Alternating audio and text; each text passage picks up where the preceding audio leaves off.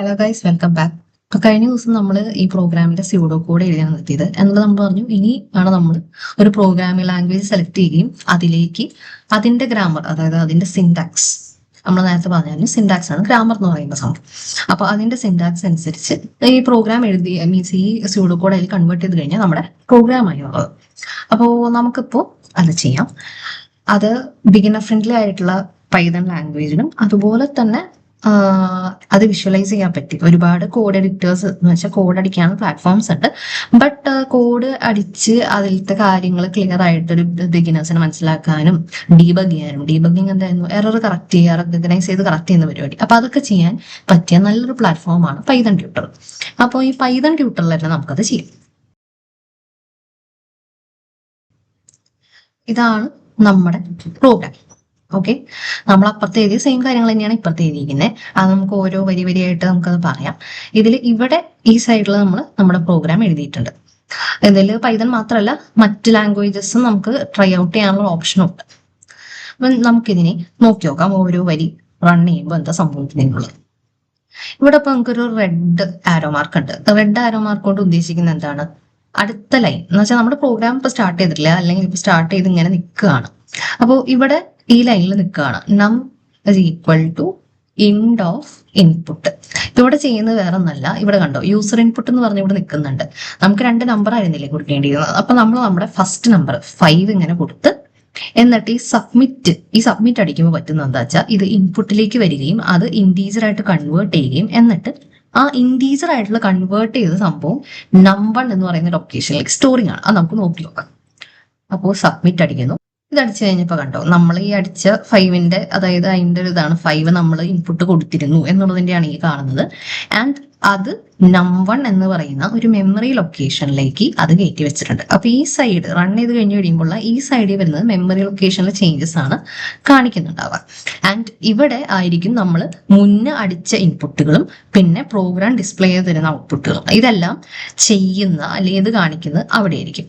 And ഇത് ഓരോ line അടിക്കുമ്പോൾ അവിടെ ഒരു ഇൻപുട്ട് ആക്സെപ്റ്റ് ചെയ്യുന്നുണ്ടെങ്കിൽ അതിനുള്ള സംഭവമാണ്. അപ്പൊ ദേ നമുക്ക് ഇവിടെ ഒരു ഗ്രീൻ, നേരത്തെ റെഡ് ആയിരുന്നത് ഗ്രീൻ ആയിട്ട് മാറിയിട്ടുണ്ട്. അതെന്താ ഉദ്ദേശിക്കുന്നത്? The line that has just executed എന്ന് പറഞ്ഞ് ഈ ലൈൻ നമ്മൾ ചെയ്ത് കഴിഞ്ഞു. ഇതൊരു ചെറിയ പ്രോഗ്രാം ആയതുകൊണ്ട് നമുക്ക് ഏത് ലൈനിലാണ് നമ്മുടെ എക്സിക്യൂഷൻ നിൽക്കുന്നതെന്നൊക്കെ നമുക്ക് മനസ്സിലാവും. ബട്ട് പ്രോഗ്രാമിന്റെ സൈസ് ലെങ്ത് കൂടുകയും അതിൽ ഫങ്ഷൻസ് പോലത്തുള്ള കൺസെപ്റ്റ്സ് ഒക്കെ വരുമ്പോൾ ഇതിൽ ഏത് ലൈൻ ഇപ്പം എത്തി, എവിടെയാണ് എക്സാക്ട്ലി എറർ വന്നത് എന്നുള്ളത് റെക്കഗ്നൈസ് ചെയ്യാൻ ഇത്തിരി ബുദ്ധിമുട്ട് വരും. അപ്പോൾ ആ സമയത്താണ് ഇതിന് ഇത്തിരി കൂടെ റെലവൻസ് ഉള്ളത്. പിന്നെ എന്താണ് ചെയ്യുന്നത്? ഇവിടെ റെഡ് നിൽക്കുന്നുണ്ട്, അതായത് ഇപ്പോൾ ചെയ്യുന്ന ലൈൻ, പ്രോഗ്രാം ലൈൻ ഇതാണ്. അപ്പൊ ഇവിടെ വീണ്ടും ഒരു ഇൻപുട്ടിന് വേണ്ടി ഇത് നിൽക്കുകയാണ്. അപ്പൊ ഞാൻ ഇവിടെ രണ്ടാമത്തെ ഇൻപുട്ടായിട്ടുള്ള 4 കൊടുക്കുന്നു, എന്നിട്ട് സബ്മിറ്റ് അടിക്കുന്നു. അപ്പൊ എന്ത് പറ്റി? ഈ 4 എടുത്തു, എന്നിട്ട് അത് വീണ്ടും ഒരു ഇൻറ്റീജർ ആയിട്ട് കൺവേർട്ട് ചെയ്തുകൊണ്ട് അത് num2ലേക്ക് പ്ലേസ് ചെയ്ത് വെക്കുകയാണ്. num2 എന്ന് പറഞ്ഞ ലൊക്കേഷനിൽ പ്ലേസ് ചെയ്ത് വെച്ചു. ഇനി അടുത്തത് അടിക്കുമ്പോൾ എന്താ വരുന്നത്? Result is equal two result 9. അവിടെ എന്താ സംഭവിക്കുന്നതെന്നുണ്ടെങ്കിൽ നമ്പർ 1 num2, അതായത് 5 4 എടുക്കുന്നു, പ്ലസ് എന്ന് പറഞ്ഞാൽ ആഡ് ചെയ്തിട്ടുള്ള ഉത്തരം, അതായത് 9. ആ 9 എടുത്ത് എവിടെ വെക്കുന്നു? റിസൾട്ട് എന്ന് പറഞ്ഞിട്ടുള്ള ലൊക്കേഷനിൽ വെച്ചതാണ് ഈ കാണുന്നത്. പക്ഷെ നമ്മുടെ ഔട്ട്പുട്ടിലേക്ക് അത് ഇതുവരെ വന്നിട്ടില്ല. കാരണം നമ്മൾ ഔട്ട്പുട്ടായിട്ട് തരാൻ മോണിറ്ററിലേക്ക് ഡിസ്പ്ലേ ചെയ്യാനുള്ള കോഡ് കൊടുത്തിട്ടില്ല. അതിനി അടുത്ത വരിയിലാണ് കിടക്കുന്നത്. അപ്പോൾ അടുത്ത വരി ഇതാ പ്രിന്റ് റിസൾട്ട് എന്നുള്ളതാണ് ഇനി അടിക്കാനുള്ള, അല്ലെങ്കിൽ ഇനി റൺ ചെയ്യാനുള്ള, എക്സിക്യൂട്ട് ചെയ്യാനുള്ള ലൈന്. അപ്പൊ അത് എക്സിക്യൂട്ട് ചെയ്ത് കഴിഞ്ഞ് കഴിയുമ്പോൾ എന്തായി? ഈ 9 എന്ന് പറഞ്ഞ വാല്യൂ, റിസൾട്ടിനത്തെ 9 എന്ന് പറഞ്ഞ വാല്യൂ ഡിസ്പ്ലേ ചെയ്ത് തന്നു. അപ്പൊ നമ്മൾ നമ്മുടെ ഫസ്റ്റ് പ്രോഗ്രാം ഇതിൽ തന്നെ അപ്പോൾ ചെയ്ത് എത്തിച്ചു. ഇനി നമ്മൾ നേരത്തെ നമ്മൾ അടിച്ച പ്രോഗ്രാം, അതായത് പൈതൺ ട്യൂട്ടറിൽ അടിച്ച ഇതേ പ്രോഗ്രാം വേറൊരു പ്ലാറ്റ്ഫോമിൽ അടിച്ച് കാണിക്കുന്നതാണ് ഈ കിടക്കുന്നത്. ഇത് ഓൺലൈൻ JDB എന്ന് പറഞ്ഞിട്ടൊരു പ്ലാറ്റ്ഫോമാണ്. അപ്പൊ ഞാൻ ഇതിൽ റൺ കൊടുക്കുകയാണ്. റൺ ചെയ്യുക എന്ന് പറഞ്ഞാൽ നമ്മൾ എഴുതിയ പ്രോഗ്രാം എക്സിക്യൂട്ട് ചെയ്യുക അല്ലെങ്കിൽ നടപ്പിലാക്കുക എന്ന് പറയുന്ന പരിപാടിയാണ് റൺ എന്ന് വിളിക്കുന്നത്. അപ്പോൾ ഞാനത് റൺ ചെയ്തു. അപ്പൊ അതാ ഇവിടെ ഇങ്ങനെ പോയിന്റർ നിൽക്കുന്നുണ്ട്, അതായത് ഞാൻ ഇൻപുട്ട് കൊടുക്കണം. അപ്പൊ ആദ്യം ഞാൻ 5 കൊടുത്തിട്ട് എൻ്റർ കൊടുത്തു. അപ്പോ ഇന്റേണലി നടന്നിട്ടുണ്ടാവുക ഈ 5 എടുത്ത് നമ്പറിൽ വെച്ചതാണ്. പക്ഷെ ഇതിൽ എന്താ പ്രശ്നം? ഇപ്പൊ ആദ്യമായിട്ട് പഠിക്കുന്ന ഒരാൾക്ക് ചിലപ്പോൾ ഇത് കാണാൻ പറ്റുന്നില്ല. ഇപ്പൊ ചെറിയ പ്രോഗ്രാം ആകുമ്പോൾ കുഴപ്പമില്ല, പക്ഷെ വലിയ പ്രോഗ്രാം ആകുമ്പോൾ ഇതിപ്പോ എന്താ പറ്റിയത്, എന്താണ് ഇപ്പോൾ കമ്പ്യൂട്ടർ മെമ്മറിയിലകത്ത് ശരിക്കും നടക്കുന്നത് എന്നുള്ളത് നമുക്ക് അറിയാൻ പറ്റത്തില്ല. ഓക്കെ, അപ്പൊ അതാണ് പൈതൺ ട്യൂട്ടറിന്റെ ഒരു അഡ്വാൻറ്റേജ്. അപ്പോൾ ഇവിടെ ഇനി വീണ്ടും ഈ പോയിന്റർ ഇങ്ങനെ നിൽക്കുന്നുണ്ട്. അതെന്തിനായിരിക്കും? ഈ രണ്ടാമത്തെ നമ്പർ ആക്സെപ്റ്റ് ചെയ്യാനാണ് ഈ നിൽക്കുന്നത്. അപ്പൊ രണ്ടാമത്തെ നമ്പർ ഞാൻ കൊടുത്തു, 4 കൊടുത്തു. എന്നിട്ട് വീണ്ടും എൻ്റർ അടിച്ചു. ഇപ്പൊ അതാണ് 9 വന്നു. അപ്പൊ സത്യം പറഞ്ഞാൽ നമ്മുടെ ഇൻപുട്ട് കൊടുത്തിട്ടുണ്ടെങ്കിൽ ഒറ്റയടിക്ക് നമുക്ക് ഉത്തരം കിട്ടും. ഇപ്പൊ പൈതൺ ട്യൂട്ടറിൽ അങ്ങനെ നിന്ന് കാണിച്ച് വരുന്നതുകൊണ്ടല്ല, അറ്റ് എ ടൈം ഓരോ സ്റ്റെപ്പ് മാത്രമേ അത് കാണിക്കുന്നുള്ളൂ. അത് ഡീബഗിങ് ടൂളും കൂടെ ഇതിന്റെ അകത്ത്, അതായത് വിഷ്വലൈസ് ചെയ്യാനും തെറ്റുണ്ടെങ്കിൽ തെറ്റ് കണ്ടുപിടിക്കാൻ, ഞാൻ അതല്ല ഒരു പ്രത്യേക കോഡ് എങ്ങനെയാണ് വർക്ക് ചെയ്യുന്നതെന്നൊക്കെ മനസ്സിലാക്കി എടുക്കാൻ ഉള്ളതുകൊണ്ടാണ് അത് അങ്ങനെ വെച്ചിരിക്കുന്നത് കേട്ടോ.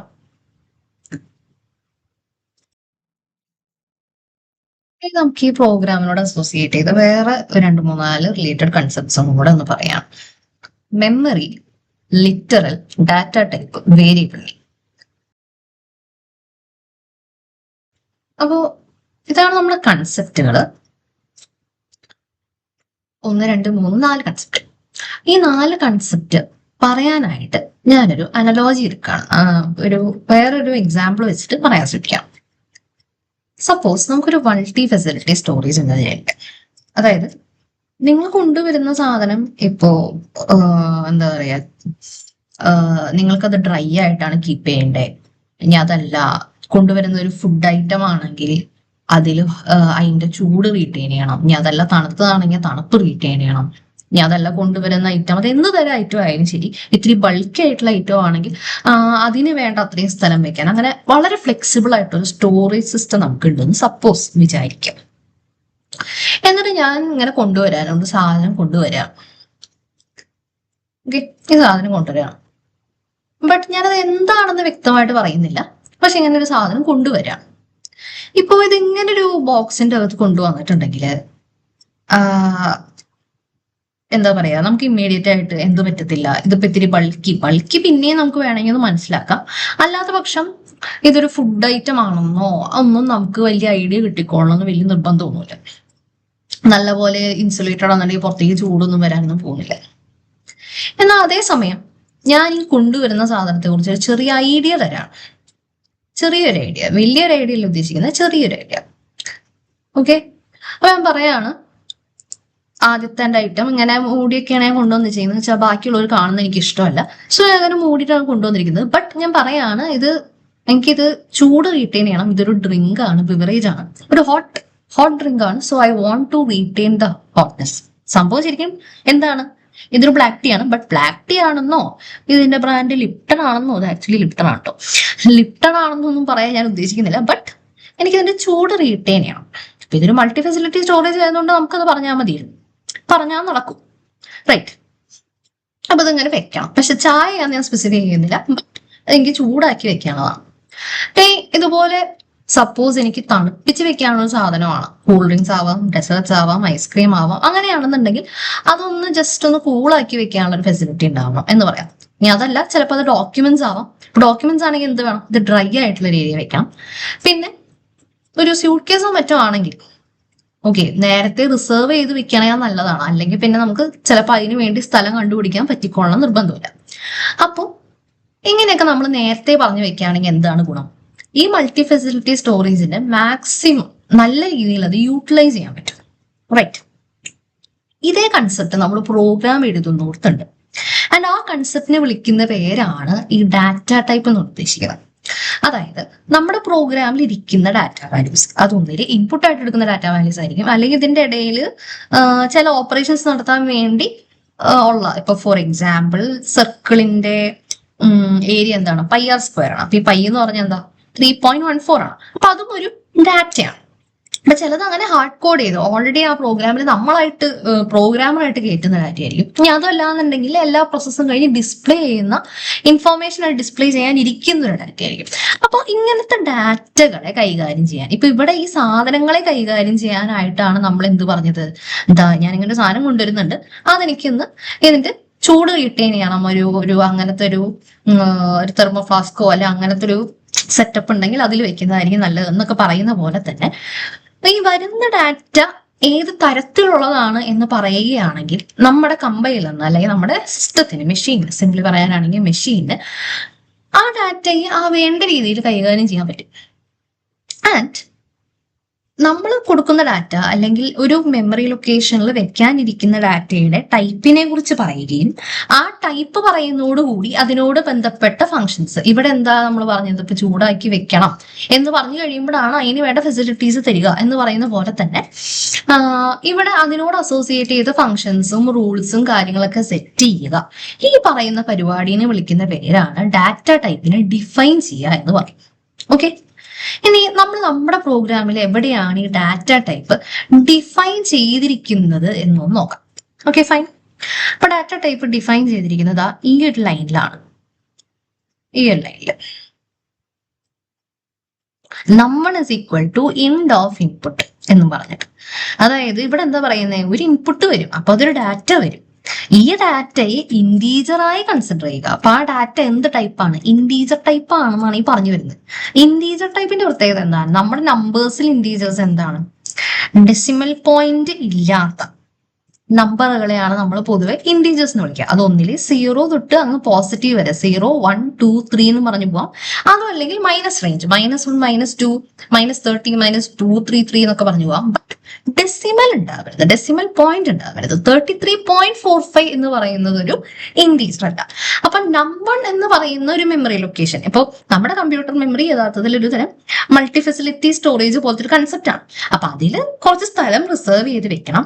എന്നിട്ട് എന്താണ് അതിൽ ചെയ്യേണ്ടത്? അതിൽ നമ്പർ മാത്രമേ വെക്കാവൂ, അതിൽ ഇന്റീജർ മാത്രമേ വെക്കാവൂ, അല്ലെങ്കിൽ അതിന് വേണ്ട കാര്യങ്ങൾ എടുത്തു വെക്കണം എന്ന് നമ്മൾ പറയുന്ന ഈ പരിപാടിയാണ് ഈ ഡാറ്റ ടൈപ്പ്. അപ്പൊ ഇങ്ങനെ പറയുമ്പോ എന്താണ് ഗുണം നോക്കി നോക്കാം. ഇത് പറയുമ്പോൾ ഗുണം എന്ന് പറഞ്ഞിട്ടുണ്ടെങ്കിൽ ഇന്റീജേഴ്സ് അല്ലാതെ വേറൊരു സാധനം പോലും ഈ പ്രോഗ്രാം എടുക്കത്തില്ല. ഞാൻ ഇപ്പൊ ബൈ ചാൻസ് അറിയാണ്ടൊക്കെ ഇങ്ങനെ ഒരു ടെക്സ്റ്റ് അടിച്ചു എന്ന് വിചാരിക്കാം. അപ്പൊ ടെക്സ്റ്റ് അടിക്കുമ്പോൾ ഇതാ ഒരു എറർ കാണുന്നുണ്ട്. ആ എററിൽ എന്താ പറയുന്നത്? Value error, invalid literal for int with base 10 ADC. ADC എന്ന് പറഞ്ഞ് നിങ്ങൾ തന്ന ലിറ്ററൽ എന്ന് പറയുന്ന ഈ ഡാറ്റയെ വിളിക്കുന്ന പേരാണ് literal, exact data or the value, നമ്മൾ കൊടുത്ത വാല്യൂ, കൊടുക്കുന്ന വാല്യൂ അല്ലെങ്കിൽ ഇൻപുട്ട് ചെയ്യുന്ന വാല്യൂ, അങ്ങനെ ഔട്ട്പുട്ട് വരുന്ന എന്ന് വേണമെങ്കിൽ ആ വാല്യൂ എന്ന് പറയുന്ന സംഭവത്തിരിക്കുന്നതാണ് ഈ ലിറ്ററൽ എന്നോട് ഉദ്ദേശിക്കുന്നത്. അപ്പൊ പറയുന്നത് ADC എന്ന് പറഞ്ഞാൽ നിങ്ങൾ കൊടുത്ത ലിറ്ററൽ ഇൻഡ് ആക്കിയിട്ട് നമുക്ക് ഉപയോഗിക്കാനൊന്നും പറ്റത്തില്ല, അത് ഇന്റീജർ ആക്കാൻ പറ്റാവുന്നതല്ല എന്നാണ് ഈ പറയുന്നത്. ഓക്കെ, അപ്പൊ ഇങ്ങനത്തെ ചില കാര്യങ്ങൾ ചെയ്യാൻ ഉള്ളൊരു സംഭവമാണ് എന്ത് ഡാറ്റ ടൈപ്പ് എന്ന് പറയുന്നത്. ഇതുപോലെ തന്നെ എന്ത് കൊടുക്കാൻ പാടില്ല? ഡെസിമൽ സാധനം കൊടുക്കാൻ പാടില്ല. അപ്പൊ ഇതില് നമുക്ക് അതും കൂടെ ഒന്ന് നോക്കി നോക്കാം. ഇപ്പൊ ഡെസിമൽ നമ്പേഴ്സ് എടുക്കാൻ പാടില്ല. അപ്പൊ ഈ ഇൻപുട്ട് ഞാൻ മാറ്റി ഒന്നും കൂടെ ഒന്ന് റണ്ണിങ് ആണ്. ഇപ്പൊ ഇവിടെ 5.45 എന്ന് പറഞ്ഞിട്ടൊരു നമ്പർ ഞാൻ കൊടുക്കാൻ ശ്രമിക്കുകയാണ് ഡെസിമൽ പോയിന്റ്. അപ്പൊ ഈ കാണുന്ന പോലെ ഇതിൽ എന്തെടുക്കുന്നില്ല, ഈ ഡെസിമൽ നമ്പർ എടുക്കുന്നില്ല. 5.45 എന്ന് പറഞ്ഞിട്ടുള്ള ഡെസിമൽ പോയിന്റ് ഉള്ള നമ്പർ എന്തായിട്ട് എടുക്കുന്നില്ല? ഇന്റീജർ ആയിട്ട് കൺവേർട്ട് ചെയ്യാൻ പറ്റില്ല, അല്ലെങ്കിൽ ഇന്റീജർ ആയിട്ട് പരിഗണിക്കാൻ പറ്റത്തില്ല എന്നാണ് ഈ എറർ കാണിക്കുന്നത്. എന്താ അപ്പൊ ഞാനൊരു കാര്യം ചോദിച്ചോട്ടെ, സത്യം പറഞ്ഞ നമ്പർ എന്ന് പറയുമ്പോൾ അതിൽ ഡെസിമൽ പോയിന്റും വരാലോ. ഇപ്പൊ ഡെസിമൽ പോയിന്റ് ഉള്ള ഒരു ഡാറ്റയെ എങ്ങനെ കാണിക്കും? ഓക്കെ, ഡെസിമൽ പോയിന്റ് ഉൾപ്പെടുത്താവുന്ന ഒരു ഡാറ്റയെ അതിന് ചെയ്യേണ്ടതെന്ന് പറഞ്ഞിട്ടുണ്ടെങ്കിൽ ഈ ഇൻഡ് മാറ്റി, ഇൻഡ് എന്ന് പറയുന്നത് ഇന്റീജർ എന്ന് പകരാന്ന് പറഞ്ഞായിരുന്നു. അപ്പൊ ഇൻഡ് മാറ്റിയിട്ട് ഡെസിമൽ പോയിന്റിനുള്ള വേർഡ്സ് യൂസ് ചെയ്യുക എന്നുള്ളതാണ് കാര്യം. ഒന്നിലെ നമുക്ക് ഫ്ലോട്ട് യൂസ് ചെയ്യാം, അതും അല്ലെങ്കിൽ നമുക്കിവിടെ ഡബിൾ എന്ന് പറഞ്ഞിട്ടുള്ള ഒരു കീവേഡ്, ഡബിൾ എന്ന് പറയുന്ന വേർഡ് യൂസ് ചെയ്യും. ഫൈൻ. ഈ രണ്ടെണ്ണമാണ് ഡെസിമൽ പോയിന്റ് ഉള്ള നമ്പേഴ്സിനെ കാണിക്കുന്നത്. അപ്പോൾ ഇതിൽ ഇത് എടുക്കുന്നത് നോക്കാം. 3.45 എന്ന് പറഞ്ഞാൽ കൊടുക്കുന്നു. ആൻഡ് 3.45 എന്ന് പറഞ്ഞിട്ടുള്ളത് സേവ് ആയിട്ട് ഒരു കുഴപ്പമില്ലാണ്ട് കാണുന്നു. ഈ 5 വെറുതെ ഒരു നമ്പർ കൊടുത്താലും അത് ഡെസിമൽ പോയിന്റ് ഉണ്ടെങ്കിലും ഇല്ലെങ്കിലും അതിന് പരിഗണിക്കാവുന്നതാണ്. അതും ഇതെടുക്കും, അതും ഇതെടുത്തിട്ടുണ്ട്. ഇതിന്റെ സമ്മ് അടുത്തയിൽ വരുന്നു, റിസൾട്ട് സ്റ്റോറായി, ലാസ്റ്റ് അത് പ്രിന്റ് ചെയ്തു. അപ്പൊ ചുരുക്കം പറഞ്ഞിട്ടുണ്ടെങ്കിൽ ഇവിടെ എന്താണ് സംഭവിക്കുന്നത്? ഇതില് 3.45, അതുപോലെ തന്നെ 5.0, അതുപോലെ തന്നെ 8.45 ഈ മൂന്നെണ്ണത്തിന് വിളിക്കുന്ന പേരാണ് ലിറ്ററൽ. ലിറ്ററൽ എന്നാണ് അതിന് വിളിക്കുക. അതായത് നമ്മൾ കൊടുക്കുന്ന ഡാറ്റ വാല്യൂ. ഓക്കെ, ആൻഡ് അതിന്റെ ഡാറ്റ ടൈപ്പാണ് ഇവിടെ എഴുതിയിരിക്കുന്ന ഈ ഫ്ലോട്ട്, ഇവിടെ ഫ്ലോട്ട് കൊണ്ട് ഉദ്ദേശിക്കുന്ന ഡെസിമൽ പോയിന്റ് ഉള്ള നമ്പർ എടുക്കാൻ കപ്പാസിറ്റി ഉള്ള മെമ്മറി ലൊക്കേഷൻ. ഓക്കെ, അപ്പൊ ഇത് ഏതോ മെമ്മറി ലൊക്കേഷനിൽ വെച്ചിട്ടുണ്ട്. ആൻഡ് നമുക്ക് അത് ആക്സസ് ചെയ്യാനും മറ്റു എളുപ്പത്തിന് നമ്മളായിട്ട് കൊടുത്ത പേരാണെന്ത്, num1, അതുപോലെ തന്നെ num2, പിന്നെ റിസൾട്ട്. ഓക്കെ, ആൻഡ് ഇങ്ങനെ ഉണ്ടാക്കുന്ന ഈ സംഭവത്തിന് മൊത്തത്തിൽ വിളിക്കുന്ന പേരാണ് എന്ത്, variable. So variable is A memory location which holds a value of a particular data type for which the name is explicitly given by us. നമ്മളായിട്ട് പേരിട്ട് കൊടുത്ത ഒരു മെമ്മറി ലൊക്കേഷൻ. ഓക്കെ, അതിൻ്റെ അകത്ത് ഒരു ഡാറ്റയും ആ ഡാറ്റയുടെ ടൈപ്പും കാര്യങ്ങളും ഉണ്ടാവും. അതിനെയാണ് ഈ വേരിയബിൾ എന്ന് വിളിക്കുന്നത്. ഓക്കെ, മാത്തമാറ്റിക്സിലെ സിമിലർ കൺസെപ്റ്റ് തന്നെയാണ് ഇവിടെയും വരുന്നത്. നമുക്കിതിൽ ഇനി ഒരു കാര്യം കൂടെ മെയിൻ ആയിട്ട് പറയാനുള്ളത് ഓപ്പറേറ്റേഴ്സ് എന്ന് പറയുന്ന ഒരു കൺസെപ്റ്റാണ്. നമ്മുടെ ഈ പ്രോഗ്രാമിലെ അസൈൻമെന്റ് അതുപോലെ തന്നെ പ്ലസ്, ഇത് രണ്ടും ഓപ്പറേറ്റേഴ്സ് ആണ്. ഓക്കെ, അപ്പൊ അതിന്റെ വർക്ക് എങ്ങനെയാണെന്നുള്ളത് പറയാം. അപ്പോൾ അസൈൻമെന്റ് ഓപ്പറേറ്റർ വർക്ക് ചെയ്യുക സിമ്പിൾ ആണ്. അസൈൻമെന്റ് ഓപ്പറേറ്ററിന്റെ റൈറ്റ് സൈഡിൽ എന്താണോ ഉള്ളത് അത് ഇവാലുവേറ്റ് ചെയ്യുക എന്നുള്ളതാണ് ആദ്യത്തെ പരിപാടി. അപ്പൊ num1 എന്ന് പറയുന്ന വേരിയബിളിൽ ഒരു വാല്യൂ ഉണ്ടാവും, num2 എന്ന് പറയുന്ന ഒരു വേരിയബിളിലെ വാല്യൂ ഉണ്ടാവും. ഇവിടെ അത് ആഡ് ചെയ്യാനാണ് പറയുന്നത്. അപ്പോൾ സപ്പോസ് അത് 5ഉം 4ഉം ആയിരുന്നെങ്കിൽ 5ഉം 4ഉം കൂടെ ആഡ് ചെയ്ത് കിട്ടുന്ന 9. ആ 9 എന്ന് പറയുന്ന വാല്യൂ എന്ന് പറഞ്ഞാൽ എന്താണ്, ലിറ്ററൽ. നമ്മൾ നേരത്തെ പറഞ്ഞിരുന്നത് ലിറ്ററൽ. ആ ലിറ്ററൽ വാല്യൂ ആയിരിക്കും ലെഫ്റ്റ് സൈഡിൽ ഇരിക്കുന്ന റിസൾട്ടിൽ സ്റ്റോർ ആവുന്നത്. ഈ റൈറ്റ് ആൻഡ് ലെഫ്റ്റ് എന്ന് പറയുന്നതിന് ഇത്തിരി ഇമ്പോർട്ടൻസ് ഉണ്ട് കേട്ടോ. കാരണം ഈ സംഭവം num1 plus num2 assignment result എന്നും പറഞ്ഞ് എഴുതാൻ പറ്റില്ല. ഫസ്റ്റ് കാര്യം, ഇൻ കേസ് അങ്ങനെ എഴുത്തൊക്കെ വന്നാൽ പോലും ഇതിന്റെയൊക്കെ മീനിങ് മാറും. അപ്പൊ ഓർഡർ വളരെ ഇമ്പോർട്ടന്റ് ആണ്. അസൈൻമെന്റിന്റെ റൈറ്റ് സൈഡിൽ ഇരിക്കുന്ന എന്താണോ അത് ഇവാലുവേറ്റ് ചെയ്യുക, അല്ലെങ്കിൽ ഡയറക്റ്റ് വാല്യൂ ആണെങ്കിൽ ആ വാല്യൂ എടുത്ത് ലെഫ്റ്റ് സൈഡിലിരിക്കുന്ന മെമ്മറി ലൊക്കേഷനിലേക്ക് അലോക്കേറ്റ് ചെയ്യുക എന്നുള്ളതാണ് പറയുന്നത്. അപ്പൊ അതാണ് അസൈൻമെന്റ് ഓപ്പറേറ്റർ. ഓക്കെ, വീണ്ടും ഒരു കാര്യം ഓർമ്മിപ്പിക്കുകയാണ്, ഇത് ഈക്വൽ ടു അല്ല. കാരണം ഈക്വൽ ടു കാണിക്കുന്നത് ഇങ്ങനെ ഒരു ഓപ്പറേറ്റർ ആണ് ഈക്വൽ ടു എന്നുള്ളത്. ഇത് അസൈൻമെന്റ് ഓപ്പറേറ്റർ ആണ്. ഓക്കെ, നമ്മുടെ നോർമൽ മാത്തമാറ്റിക്സിൽ നിന്നും ഇതൊരു ചെറിയ ഡിഫറൻസ് ഉണ്ട്. പിന്നെ നമ്മുടെ ഈ പ്രോഗ്രാമിനുള്ള ഓപ്പറേറ്റർ എന്ന് പറയുന്നത് ഇവിടുത്തെ പ്ലസ് ഓപ്പറേറ്റർ ആണ്. ഈ പ്ലസ് ഓപ്പറേറ്റർ എന്തിനാണ്, ആഡ് ചെയ്യാനാണ്. അതിന്റെ ലെഫ്റ്റിലും റൈറ്റിലുള്ള വാല്യൂസ് എന്തൊക്കെയാണോ അത് രണ്ടും എടുത്ത് തൊട്ട് മുന്നിലും തൊട്ട് ലെഫ്റ്റിലും തൊട്ട് റൈറ്റിലും വരുന്ന വാല്യൂസ് എന്താണോ അതെടുത്ത് ഇപ്പൊ ഇതിൽ ആഡ് എന്ന് പറയുമ്പോൾ ആഡ് ചെയ്യുക, അഡീഷൻ പെർഫോം ചെയ്യുക, എന്നിട്ട് റിസൾട്ട് കൊടുക്കുക എന്നുള്ളത്. ഈ അഡീഷൻ പോലെ തന്നെ നമുക്ക് സബ്ട്രാക്ഷൻ, ഡിവിഷൻ, മൾട്ടിപ്ലിക്കേഷൻ എല്ലാം ഉണ്ട്. അതിന്റെ സിമ്പിൾസ് ആണ് അവിടെ ഇരിക്കുന്നത്. അല്ലാണ്ടും കുറച്ച് ഓപ്പറേറ്റേഴ്സ് ഉണ്ട്. ആൻഡ് ഇതിനെല്ലാം ഈ അരിത്തമെറ്റിക് ഓപ്പറേഷൻസ് ഒക്കെ നടത്താനുള്ള ഓപ്പറേറ്റേഴ്സിനെ അരിത്തമെറ്റിക് ഓപ്പറേറ്റേഴ്സ് എന്ന് വിളിക്കും. ഓക്കെ, ഓപ്പറേറ്റർ എന്ന് പറയുമ്പോൾ നമ്മൾ പിന്നെ പറയേണ്ട ഒരു കാര്യമാണ് ഓപ്പറന്റ് എന്ന് പറയുന്ന ഒരു സംഭവം. ഈ ഓപ്പറന്റ് എന്ന് പറയുന്നത് വളരെ സിമ്പിൾ ആയുള്ള കാര്യമാണ് ശരിക്കും. സോ ഓപ്പറന്റ് എന്ന് പറയുന്നത് ഒരു ഓപ്പറേറ്റർ ഏത് വാല്യൂമേയാണോ അതിന്റെ ഓപ്പറേഷൻ നടത്തുന്നത് അതിനെയാണ് ഓപ്പറന്റ് എന്ന് വിളിക്കുന്നത്. അതായത് ഇവിടെ ഇപ്പോ നമ്മുടെ അസൈൻമെന്റ് ഓപ്പറേറ്റർ ആയിട്ടുള്ള ഈ ഒരു സിമ്പൽ ആണെങ്കിൽ അതിന്റെ ഓപ്പറന്റുകൾ എന്ന് പറയുന്നത് ഒന്ന് num1 പ്ലസ് num2 എന്ന് പറയുന്ന റൈറ്റ് സൈഡിലുള്ള ഈ എക്സ്പ്രഷനും അടുത്ത ഓപ്പറന്റ് എന്ന് പറയുന്നത് റിസൾട്ട് എന്ന് പറയുന്ന ഈ വേരിയബിളാണ്. എന്നാൽ അതേസമയം ഈ പ്ലസ് ഓപ്പറേറ്റർ, അതായത് നമ്മുടെ അഡിഷൻ ഓപ്പറേറ്ററിന്റെ രണ്ട് ഓപ്പറന്റുകൾ എന്ന് പറയുന്നത് ഒന്ന് ഈ റൈറ്റ് സൈഡിലിരിക്കുന്ന num2 പിന്നെ ലെഫ്റ്റ് സൈഡിലിരിക്കുന്ന num1 ആണ്. അപ്പോൾ ഇത്രയും ടെർമിനോളജി ആയ നമ്മൾ ഇപ്പൊ ഡിസ്കസ് ചെയ്ത പ്രോഗ്രാമിനോട് ബന്ധപ്പെട്ട സംഭവങ്ങളായി. ഇനി ഈ ഓപ്പറേറ്റേഴ്സിലും ഇഷ്ടംപോലെ തരം ഓപ്പറേറ്റേഴ്സ് ഉണ്ട്. റിലേഷണൽ ഓപ്പറേറ്റേഴ്സ്, ലോജിക്കൽ ഓപ്പറേറ്റേഴ്സ്, ഇനി അരിത്തമെറ്റിക്കൽ കുറച്ച് സ്പെഷ്യൽ കേസസ് ഉണ്ട്. പിന്നെ ഷോർട്ട് ഹാൻഡ് അസൈൻമെന്റ് ഓപ്പറേറ്റേഴ്സ് ഉണ്ട്. ഇപ്പൊ അതെല്ലാം പറഞ്ഞൊരു ഓവർലോഡ് ആക്കുന്നില്ല. ആൻഡ് ഇൻഫാക്ട് അതൊക്കെ പറയണമെങ്കിൽ തന്നെ നമുക്ക് ഈ പ്രോസസ്സിംഗ് സ്റ്റെപ്പിന്റെ നമ്മൾ സ്റ്റാർട്ട് ചെയ്ത് പറഞ്ഞിരുന്നു, കമ്പൽസറി ആയിട്ട് നമുക്ക് 3 പാർട്ടാണ് പറഞ്ഞിരുന്നു പ്രോഗ്രാമിംഗിൽ. ഇൻപുട്ട് എടുക്കുന്ന ഒരു പാർട്ട് ഉണ്ട്, പ്രോസസ്സിംഗ് സ്റ്റെപ്പ് ഉണ്ട്, പിന്നെ ഔട്ട്പുട്ട് ഉണ്ട്. ഈ പ്രോസസ്സിംഗ് തന്നെ ആ പ്രോസസ്സിംഗിന്റെ ഫ്ലോ അനുസരിച്ച് പ്രോഗ്രാമിന്റെ കൺട്രോൾ ഫ്ലോകൾ 3 തരത്തിലുണ്ടെന്നാണ് പറയുന്നത്. ഓക്കെ, 3 തരം. ഈ 3 തരം എന്തൊക്കെയാണെന്ന് ചോദിച്ചാൽ, 1 സീക്വൻസ് അല്ലെങ്കിൽ സീക്വൻഷ്യൽ, 2 സെലക്ഷൻ, 3 ഐറ്ററേഷൻ. ഓക്കെ, അപ്പൊ ഈ 3 എണ്ണൊക്കെ പറഞ്ഞു വരുമ്പോഴാണ് ഈ ലോജിക്കൽ ഓപ്പറേറ്റേഴ്സും റിലേഷണൽ ഓപ്പറേറ്റേഴ്സും പിന്നെ നമ്മൾ അത്ര മാൻഡേറ്ററി അല്ല എന്ന് പറഞ്ഞ് സ്റ്റാർട്ടിങ്ങിൽ പറഞ്ഞിരുന്ന 3 കമ്പോണൻസ് ഉണ്ടായിരുന്നു. അപ്പൊ ആ 3 കമ്പോണൻസിനൊക്കെ ഒരു മീനിങ് വരണമെങ്കിൽ ഈ 3 കാര്യങ്ങളെ കുറിച്ചും നമുക്ക് ഡിസ്കസ് ചെയ്ത് പറയേണ്ടതുണ്ട്. അപ്പൊ അത് നമുക്ക് അടുത്ത വീഡിയോയിൽ ഡിസ്കസ് ചെയ്യാം.